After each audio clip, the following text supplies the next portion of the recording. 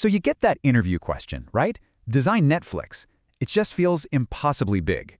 But the secret isn't about knowing every single technology. It's actually a simple shift in thinking. Okay, let's break this down. Imagine you built a simple multiplayer game, right, from scratch. At first, everything's perfect. A few players can log in, play a match, no problem. But then, boom, your game gets super popular. And with all those new players come new problems. These aren't just bugs, they're scale issues. And this is exactly what high-level design, or HLD, is all about.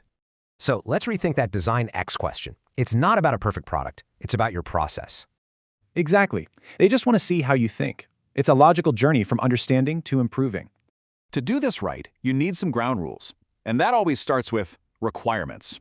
And requirements come in two flavors. Functional is what it does, non-functional is how well it does it.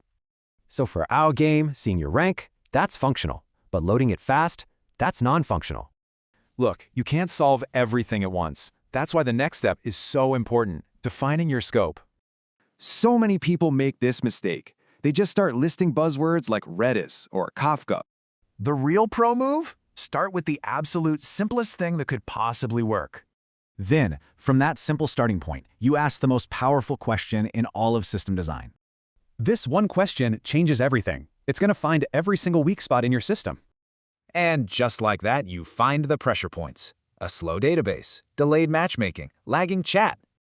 And here's how you talk about fixing it. Don't just name a tool, explain the why. So the most important thing to remember is, this is not a buzzword test. It's all about showing how you solve problems. That is the mindset that gets you the job. This gives you a solid framework for any big system that has to be reliable, period. This whole mindset goes way beyond interviews. So what other big problems could you solve this way?